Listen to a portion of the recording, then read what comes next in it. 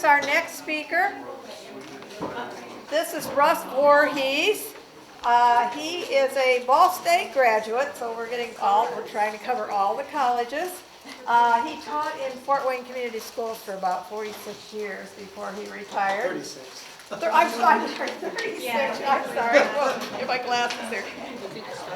He was a science specialist at Franke Park down the way. When I'm at the zoo, down the way by the zoo. And there was the Biological Science Magnet program when it was in play. He's been involved with Fox Island since the early 70s, 1970s, as a trail guide and the like. He serves as an instructor and trail guide at Mary Lee Environmental Center. He's involved with Acres Land Trust. He's very involved with Fort Wayne Children's Zoo for many, many years. We both have done this for a long, long time. Little River Wetland, and of course, many other things. So let me just, and his topic tonight, sometimes we have people going, ooh, but this is a very important thing for you to know to get started off on a good foot. So, Russ Voorhees. Yeah, thank you.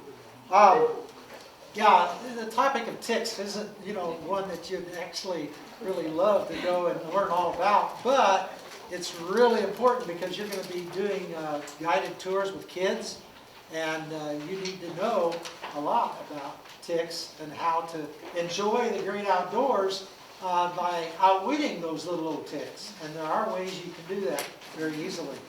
How many have had a tick on you before? Almost everybody. How many of you can name Indiana's 3 or 4 most dangerous ticks and then identify them if you saw them? Well, by the end of tonight, you will be able to identify our 4 main ticks. We have 15 across the state, but there's only 4 of them that are really possibly dangerous to you. And you'll know how to pick those out. We'll also go into some of the diseases that they carry and how to safely remove them. So I had to bring my own equipment. My iPad doesn't like the system here, so I can't use this machine up above, but I think this one will do okay. And I hope I can get there to sit down. Yeah, there we go. Thank you. And so I apologize for having to be here, but instead of standing in front of you, but this will work. This will work. We'll make it work. Okay.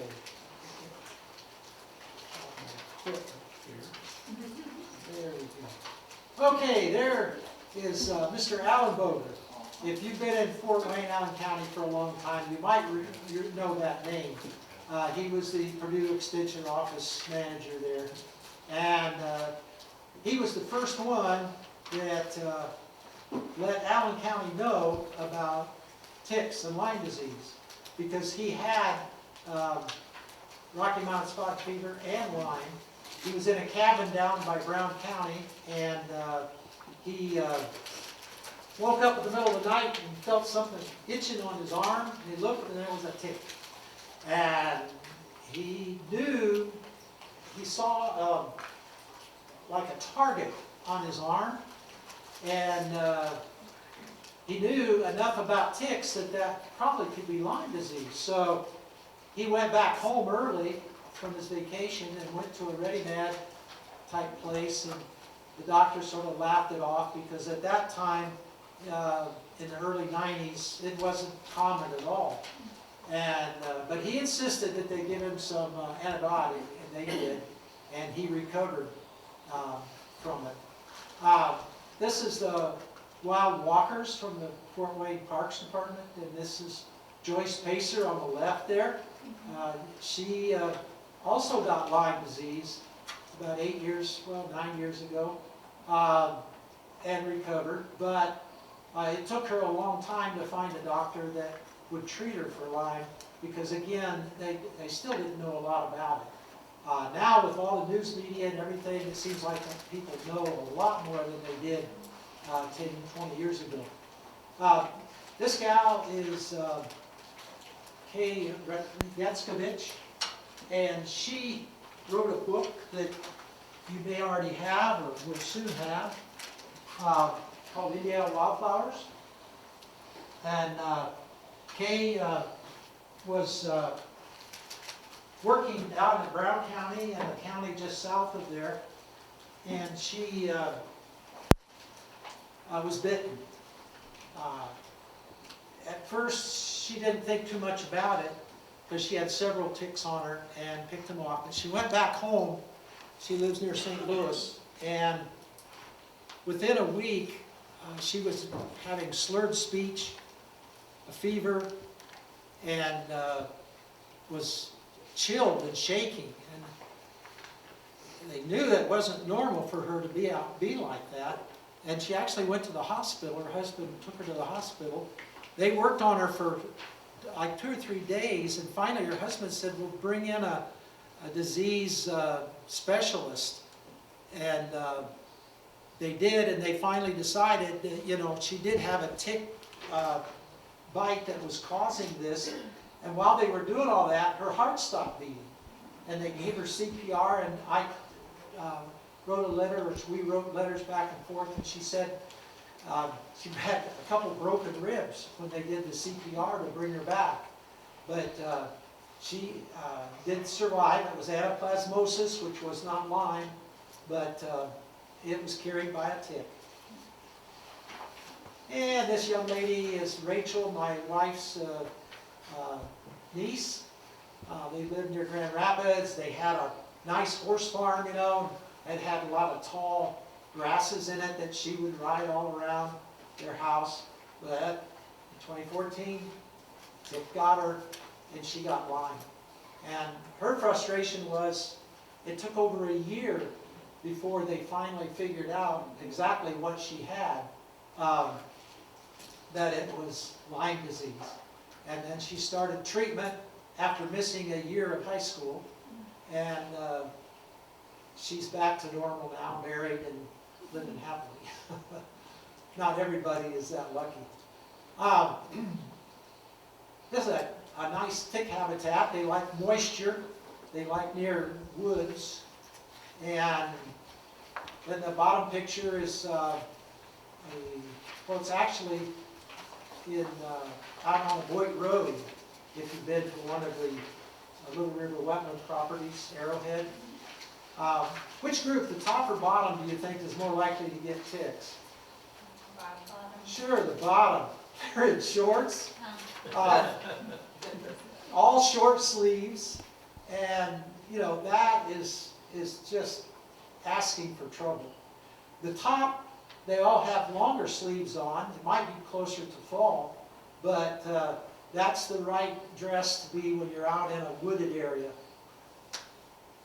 And then this one, this professor was looking at bush honeysuckle, and I was going to ask Jeff, do we have Japanese barberry out here? Does anybody know?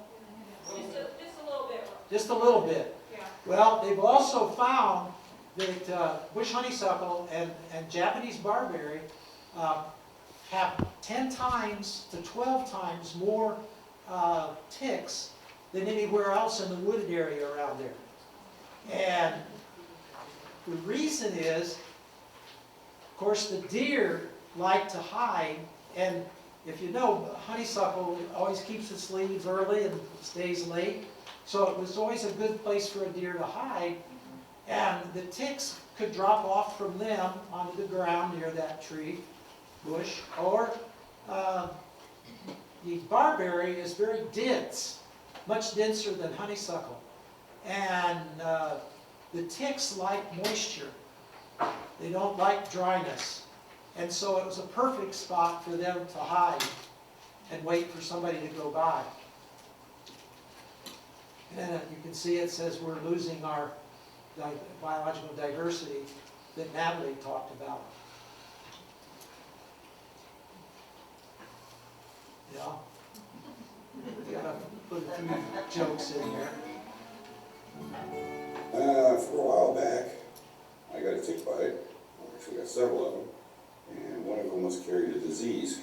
And I'm not sure which one until all the cultures come back, and then I'll find out which one it is. What happened is one day my muscles hurt real bad, and I thought, I'm dehydrated. So I just went ahead and started drinking the water, and I thought it was fine. The next day I got up and had 103.7 fever, and I couldn't get it to go down for 4 days. It kept bouncing between 99 and 101, and I decided to come to the hospital. And after running panels and panels of tests on me, they come to the conclusion that it's a tick-borne illness. So if I figure out more of what it is, I'll let you guys know. You can see on the right there, they treated them with doxycycline, which is the typical drug for Lyme disease, and several other diseases that you'll learn about. Now, at the end, I'll give you a little test over these ticks that you can identify them. This is the most common one that you'll find around here. I picked them up at Fox Island, Matea, and Eagle Marsh. It's called the American dog tick or wood tick. And it's very easy to tell the male from the female. The female on the left has that sort of tan color, they call it an apron, around the top there, the shield. And the male, he has like suspenders. It's not always straight lines like that, but it'll be creamy, and it won't be just like an apron on the female. And it'll be very easy to tell them apart, and I'll guarantee you 90% of the ticks you get are going to be this guy. You can tell the color, reddish, dark brown. And they carry rickettsia bacteria, and that's Rocky Mountain spotted fever. And you can see on the map, Indiana is definitely in there. Rocky Mountain spotted fever used to be just by the Rocky Mountains, but now very little is there, and it's everywhere else. First came up in 1896 in Idaho. They called it the black measles. These are the way your body breaks out for Rocky Mountain spotted fever. And there have been people that have died from this if you don't get treatment. Destroys your blood vessels. You're going to have so much fun. Here's your next one. Does anybody know this one? Never seen it. The Lone Star tick. This is interesting. I guess it started actually in Texas, is where it started. Also called the turkey tick. But it's the easiest to identify because of that little white spot there in the middle. And it has real long mouth parts. That's not a head that you're seeing. They don't have a head. All they have is a mouth. The ears aren't there, the eyes generally aren't there, but they go after coyotes and deer, fox. And here you can see ehrlichiosis, flu-like symptoms, fever, headache, babesiosis. Notice the years on these things. Most of you were around in 2011. And it was just discovered. Malaria-like symptoms. Rocky Mountain spotted fever. Heartland virus, 2009.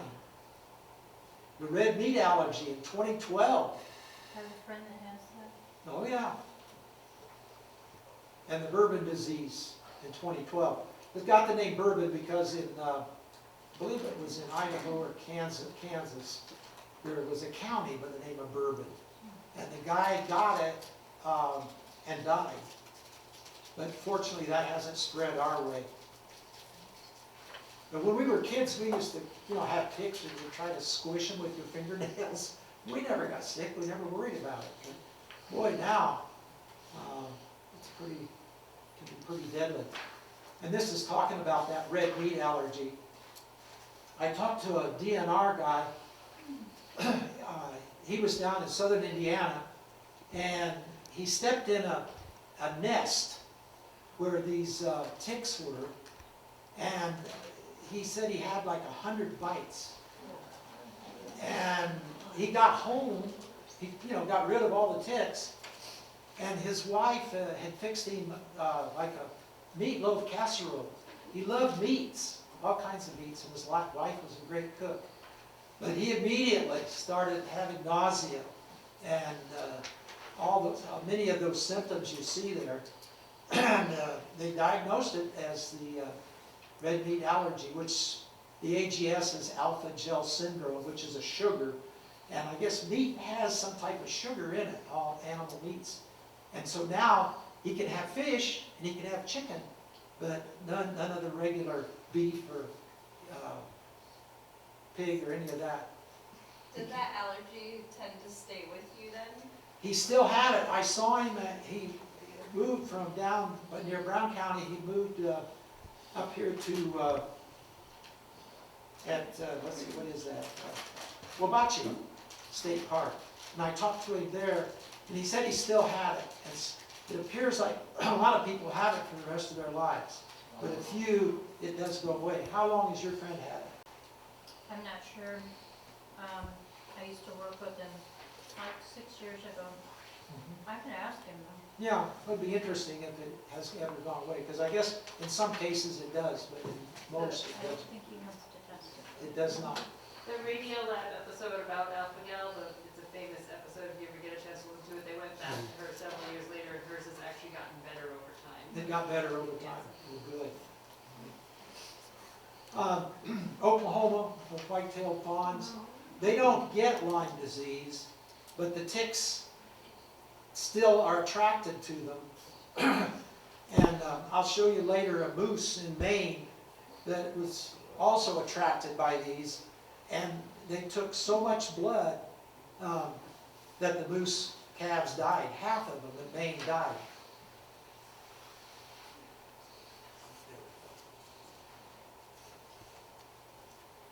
Okay, here's the next one. This is your third one. This is the brown dog tick. It's also called the kennel tick because it's only found in dog kennels or places where there are a lot of dogs. It's tropical, so that actually it can't live in the winter. So it has to be inside. That's why it's called the kennel tick. They have really short mouth parts and chocolate to reddish brown. There's another picture of them. And there's all the ticks engorge. You can start with the one on the left, and then they start drinking the blood, and then it goes on until they're as big as a fat raisin. That's why it's hard sometimes to take a utensil and break them off, because you don't want to pop the blood sac because that's contaminated, and it makes it a little more difficult to get them off of you.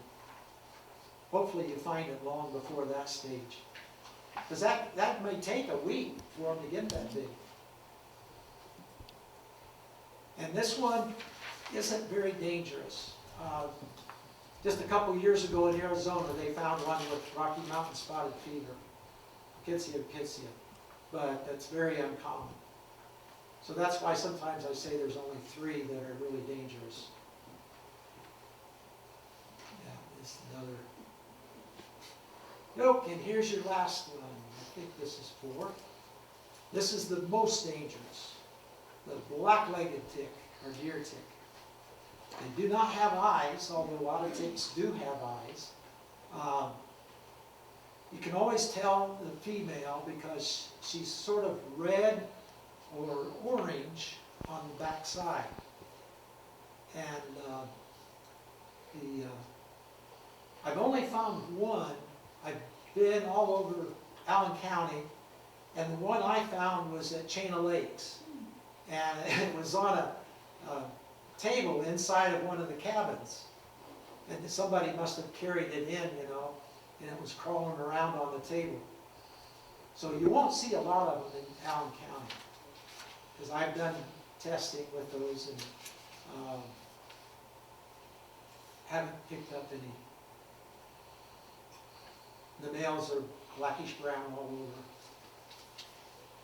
And then it says it was first found in Indiana in the last 50 years, in 1987. Although the ticks were once here in 1908. What do you think happened between 1908 and 1987? We started replanting some of the things we cut down, reintroducing the deer and the turkey. True. But why would the ticks disappear? There was, you think? All the woods were cut down? There didn't used to be very many deer. Habitat? Ah, there you go. He said there weren't very many deer in 1908 because they hunted them. And they moved to, you know, they were all up in Michigan, you could still find them, but you couldn't find them in Indiana. But by 1987, there were tons of deer. And so the ticks came back. They're the tiniest, 1 millimeter for a nymph, 3 for the adults. They like damp woods, brushy areas. They mate on a white-tailed deer. And look at all the things they carry. Lyme, anaplasmosis, babesiosis, kills the red blood cells, myomotoi, and Powassan virus. Powassan is the worst one of them. It says you can get encephalitis in 3 hours after you're bit. And you can, other places have said if he isn't off in 15 minutes, he can inject you with other diseases. So Powassan is really bad. And there was a senator, see if I remember her name, Kay Hagan from North Carolina. She was a U.S. senator from North Carolina. And she only lived 3 years after she got Powassan. And she couldn't talk. She was in a wheelchair. So, you know, I want to scare you a little bit because the next time you go out on a hike, you're going to find some ways that you can prepare yourself, because I would hate for you to be one of these people that thought, oh, it'll never happen to me. But it could. And this is not an inch ruler, it's a centimeter ruler. So you can see how small these guys are. And they say if the pencil eraser will cover the tick, it's a dog tick, not a deer tick. And there you see 3 of them on the left finger. If you can spot them all, they just look like tiny little freckles with legs. There's another one. Those have been enlarged at least 10 times. They're the size of a poppy seed. And if you'll run your hand across the center of your table, I put some nymphs of these guys. Just run your hand across and see if you can feel a little speck. I put it on every table. Yeah. Show it to your neighbor if you found one. You see it? Yeah. Did you find them? Yeah. That's how little these guys are. They're very, very small.